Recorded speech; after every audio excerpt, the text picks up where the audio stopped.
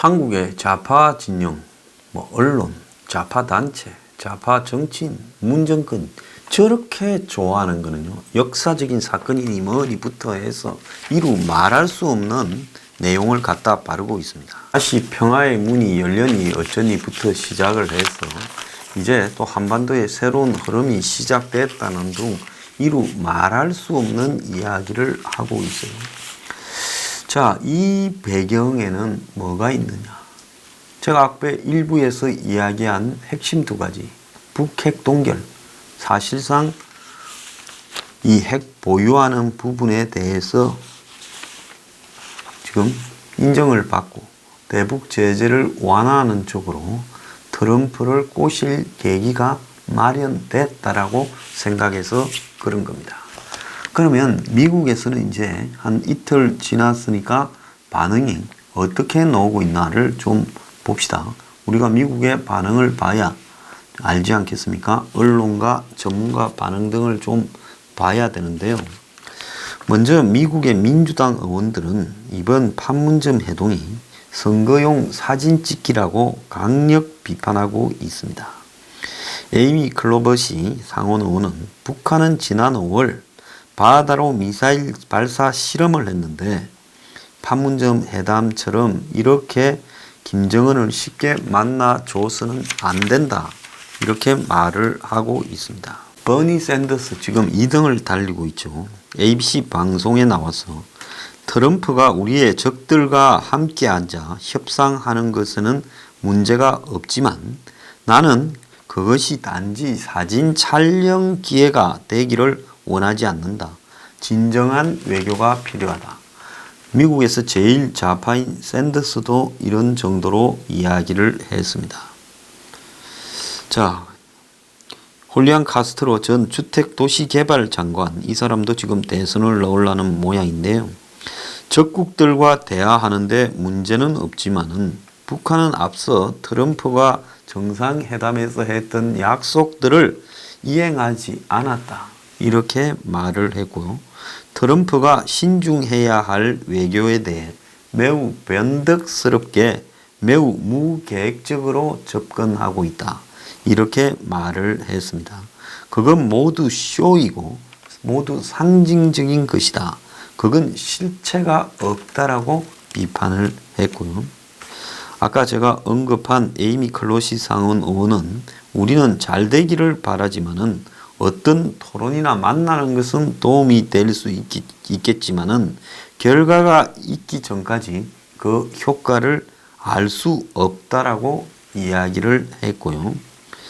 베토 오로크 전 하원 의원은 트럼프 대통령의 기이한 외교 정책에도 불구하고 이 나라 미국은 북한에 관한 한 더 안전하지 못하다라고 이야기를 했고 김정은에게 정당성을 트럼프가 부여해 줬다.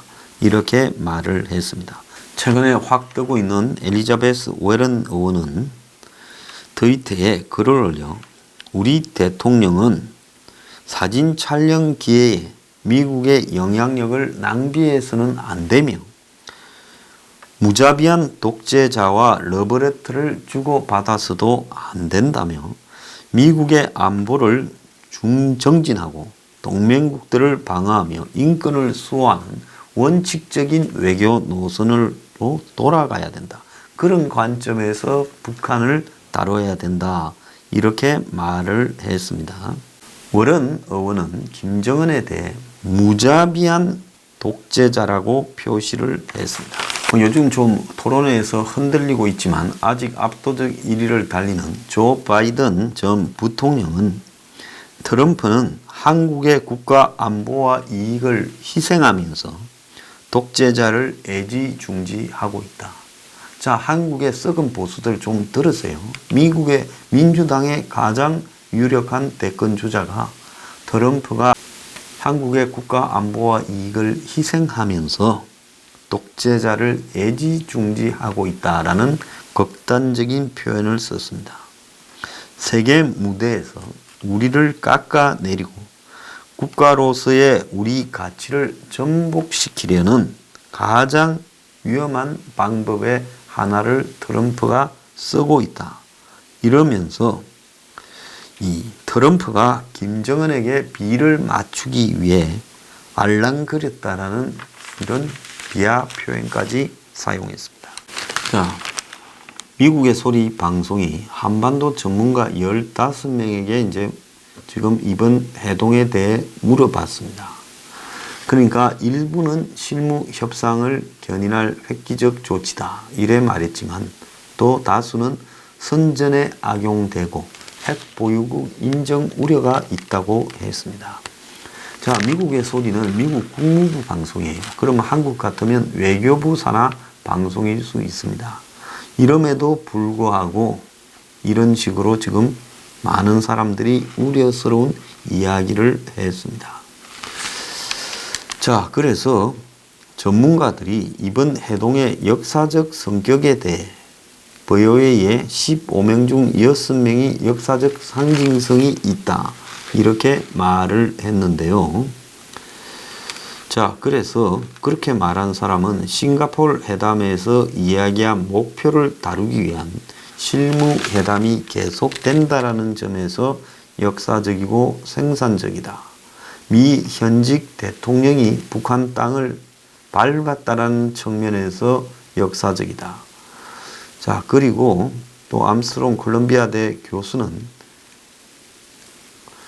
이번 해동을 역사적 사건으로 간주하며 추후 협상으로 이어지는 긍정적인 지렛대 역할을 기대한다. 그랬지만은 역사적이라는 상징성이 긍정적인 것으로만 이렇게 부여된 것이 아니라는 겁니다. 브루스 클리너 헤리티지 재단 선임연구원은 역사적이라는 수식어는 싱가포르 정상회담과 마찬가지로 최초라고 이름을 붙일 수 있는 여러 사건 중에 하나일 뿐이다라는 말이고 사진 찍기였을 뿐 비핵화로 향하는 진전은 보여주지 못했다라고 비판을 했고 데이비드 맥스웰 민주주의 수호재단 선임연구원은 이번 해동이 오랫동안 계획되어 있었던 게 확실하지만 트럼프의 주장대로 북한이 그렇게 빨리 반응을 보였다면 이야말로 역사적이다. 이렇게 말을 했습니다. 비꼬한 거죠. 물밑에서 오래 작업을 해놓고 진짜 트럼프 트윗 하나로 33시간 만에 북한이 그랬다면 그게 역사적이다. 이어 트럼프 정부의 정치 철학을 묘사하는 정확한 표현은 리얼리티 쇼라고 이야기하며 트럼프의 전략은 리얼리티 TV 성공 원칙에 기반한다라는 것을 피할 수 없는 사실임을 보여줬다. 그러니까 대통령 수준이 예능, 삼류 예능 프로 수준이다. 이렇게 이야기를 했고요. 자, 긍정적으로 평가하는 사람은 이번 회담을 미북 간 합의 준수 차원으로 바라보는 그런 사람들인데요.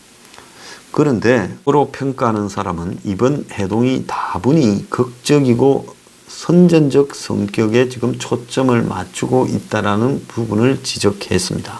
수미테리 전략국제문제연구소 연구원은 두 정상이 만날 것으로 예상했으면서도 이를 목격하는 것이 초현실적이었다라고 말을 하며 비핵화에 진전이 있는 것처럼 보이도록 고안된 텔레비전용 장면이자 리얼리티 TV 드라마다. 이러면서 김정은과 그의 통치를 정당화하면서 대가로 얻는 것이 없다라는 점에서 좋은 생각이 아니었다. 이렇게 비판을 했고요. 미국 국방장관실 한반도 선임 자문관을 지낸 벤 적슨 뉴질랜드 빅토리아 대학 교수는 이번 만남이 긴장 완화라는 큰 퍼즐의 한 조각이었다면 환영할 만한 일이지만은 실제로는 리얼리티 쇼 외교였다. 이렇게 말을 했습니다. 이것은 진정한 미북 관계가 아닌 트럼프와 김정은의 개인적인 관계에 의해 만들어진 것이다. 이렇게 말을 했고요. 데이비드 맥스웰 연구원은 이번 만남이 자칫 김정은에게 고도의 정당성을 부여하여 북한 선전선동부는 이를 활용할 것이라는 사실을 직시해야 된다. 그리고 북한을 핵 보유국으로 인정하게 될 가능성도 있다. 이렇게 말을 했습니다. 그래서 전문가들은 이번 회담이 실무협상 재개로 이어질 수는 있겠지만 이를 통해 실질적인 비핵화가 진전이 될 것이라는 데는 대부분 회의적인 반응을 보였습니다. 브루스 클링너 연구원은 김정은이 핵무기와 미사일을 포기할 준비가 됐다라는 증거는 어디도 없다. 북한은 최근에도 미국이 협상 조건을 낮추지 않으면 더 강력한 행동을 할 것이라고 협박했다. 수미테리 연구원은 실무 협상이 재개돼도 비핵화에 대한 의미 있는 결과로 이어지기 어렵다. 이렇게 말을 했고요. 또 덧붙이길 이번 만남에서 가장 중요한 부분은 트럼프가 신속히 하는 것이 목표가 아니다라고 말한 것과 실무급 협상 도중에 제재가 완화될 수 있다라는 것을 시사한 점이다. 트럼프가 서두르지 않을 것이고 협상 도중 적어도 일부 제재를 완화할 수 있음을 암시한 것은 북한과의 추가 정상회담을 통해 잠정적인 합의를 할 수 있다는 것을 의미한다. 모든 핵무기와 미사일을 그대로 보유할 수 있다는 측면에서 김정은 입맛에 맞는 합의다. 그러니까 추가적으로 더 생산할 시설만 없애버리고 지금 가지고 있는 것은 그대로 가지고 있다는 것만큼 남는 장사가 어디에 있겠냐는 겁니다. 자, 뭐 역사적인 회담이다 어쩌다 편을 들은 사람들도 지금 실무회담을 통한 결과에 대해서는 비관적으로 봤습니다. 브루스 베넷은 김정은은 신뢰 구축 조치를 취했지만은 단 한 개의 핵무기나 핵시설을 포기하지 않았다. 작년 3월 비핵화 회담을 제안 당시보다 지금 벌써 핵무기를 30% 가지고 있을 거다. 이렇게 말을 했고요. 존 페퍼 외교정책 포커스 소장은 실무회담이 비핵화를 향한 의미 있는 진전을 이룰지에 대해 말하기 어렵다. 하노이에 성취된 것은 없었고 싱가포르는 그저 그런 성명으로 남았다. 그리고 윤선 연구원은 실무급 협상은 이미 하노이 회담 이전에 철저하고 완전히 진행된 것으로 안다. 따라서 양측 입장에 변화가 없는 한 추가 실무협상이 돌파구를 마련하지 못할 거다. 이렇게 이야기를 했고 켄 고스 국장은 트럼프 대통령이 이번에 비핵화라는 말을 한 번도 하지 않은데 주목을 하며 미국이 북한을 바꾸는 전략을 바꿨다는 신호일 수도 있다. 비핵화를 선행 조건으로 내세워서 진전을 이룰 수 없고 대신 보다 유연성 있는 접근법이 필요하다는 것을 받아들였다라는 신호일 수 있다. 이렇게 분석을 했습니다. 자, 또 다른 지금 국제잠 관계 전문가 8명을 중앙일보가 인터뷰를 한 것 같은데요. 빅터 차는 트럼프는 정말 비핵화에 관심이 없어 보인다. 현직 대통령으로서는 처음 북한 땅을 밟은 가장 큰 협상 칩을 왜 포기했겠느냐. 그러면서 트럼프는 이번 회담이 적극적이라고 했지만은 믿지 않는다.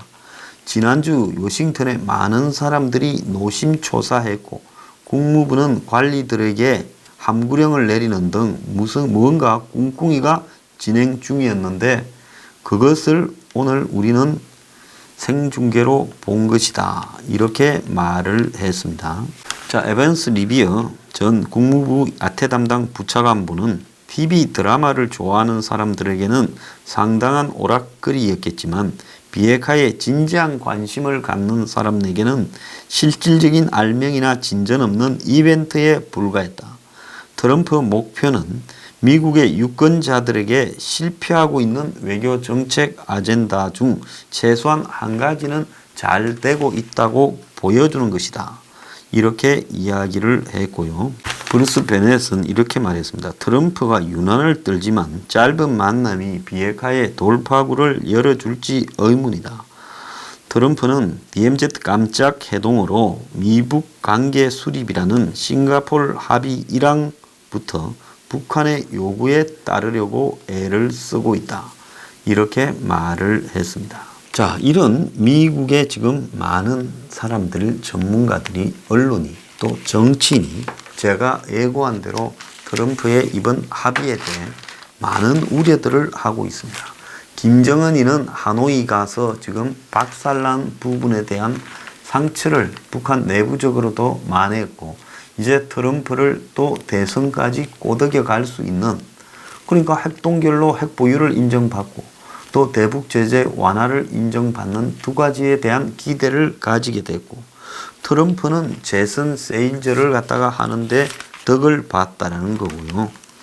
그리고 트럼프가 시진핑 영향력을 통제해서 성과를 얻었다. 이렇게 지금 해석을 하고 있다는 겁니다. 지금 북한의 비핵화는 절대 안 합니다.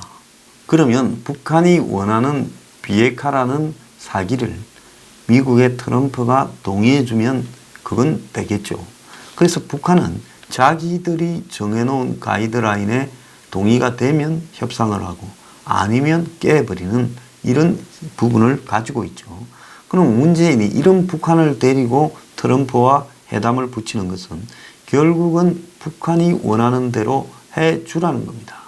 사실 이번 회담도 이 대사기인 게 3월 달부터 한국은 미국이 5월 말이나 6월 말에 트럼프가 일본에 오니까 G20하고 일왕 만난다고, 그때 한국을 들러서 판문점에서 남북미 회담을 추진한다고 계속 했습니다. 그런데 북한이 안 만나줘서 문재인이 북을 못 만나고 4월 11일 워싱턴 회담을 했죠. 그때 분위기가 좀 안 좋았습니다. 그런데도 불구하고 문 정권은 이제 5월 달은 포기하고 6월 달에 G20가 끝나고 트럼프가 한국을 방문해달라, 판문점을 가자, 김정은을 만날 수 있다라는 말을 계속 암시했습니다.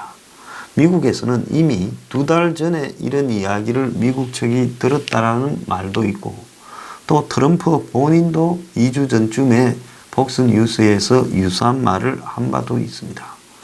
자, 그러다가 6월 20일, 21일 시진핑이 북한을 방문했어요. 그리고 그 직후에 미국과 한국 사이에 트럼프가 일박하느냐는 문제를 가지고 서로 논란이 벌어지다가 실무회담에서 확정이 되었습니다. 그래서 시진핑이 북한에 간 직후에 이게 확정이 됐다. 그 말은 무슨 말인가 하면 김정은이가 트럼프한테 응해준다, 만나는 걸, 그거는 시진핑이가 이렇게 엮었다는 겁니다. 그러고 난 직후에 워싱턴 포스트가 판문점에서 김정은이 만난다라고 보도했고 결국은 만나는 걸로 나타났습니다. 자, 제가 어제 뉴스 브리핑에서 문재인이 이 3자 회담에 끼어들라고 판문점에서 애를 썼는데 미국이 거절했고 북한도 거절했고, 그래서 북한이 목, 금, 일 3일 동안 문은 빠져라고 계속 이야기를 했습니다. 그게 이유가 있는 거죠. 북한이 시진핑 때문에 이번에 트럼프를 만나러 마지 못해 나오는 척 했죠. 속으로는 만나고 싶었겠지만. 근데 문한테 그 공을 절대 돌리지 않은 겁니다. 그러니까 문은 그야말로 자기가 주선했다라고 사기를 쳐야 되는데, 그러니까 중국도 별로 좋지 않아서 6월 27일 날 G20에서 시진핑 만났을 때 문한테 좋은 이야기가 나오지 않았습니다. 자, 문은 자기가 김정은이를 먼저 만나가지고 트럼프를 소개하겠다 이랬는데 미국이 반대했다 합니다. 만나기로 된 거는 일찌감치 미국 측은 알고 있었을 거라고 보고, 한국은 이 트럼프와 문이 토요일 날 저녁에 만찬하고 있을 때 북한에서 전화 왔다는데 그거는 실무적인 전화가 온 거겠죠. 어떻게 회담을 진행할 거냐. 그래서 이제 문 쪽이 역할을 논의했는데 북쪽에서 내려오는 김정은이를 문이 먼저 가서 만나고 그래서 트럼프를 소개하는 이런 부분을 꿈꿨다는 겁니다. 그래서 청와대는 문재인이 김정은을 만나서 트럼프에게 인계하는 그림을 그렸는데 미국이 반대했다라고 지금 중앙일보가 보도하고 있습니다. 청와대 관계자는 트럼프에게 북한 땅을 받는 최초 대통령이라는 미국 대통령이라는 타이틀이 필요한데 이를 우리가 계산을 하지 못하고 문이 먼저 만나서 인계하겠다고 한 것 같아. 그래서 결국은 트럼프 하자는 대로 해주라 해서 끝났다는 겁니다. 자, 지금 언론의 사진을 보면 재밌는 장면이 있어요. 제가 그 제일 먼저 발견해서 어제 MBN 방송에서도 이야기를 했는데요. 자유의 집에서 이제 북한에서 아마 서로 무전을 주고받겠지요. 또 당사자들이 왔다 갔다 양쪽에 섞여 있고 김정은이가 이제 북한의 판문각을 놓으려고 하니 이쪽에서도 이제 트럼프가 나가야 될 거 아닙니까?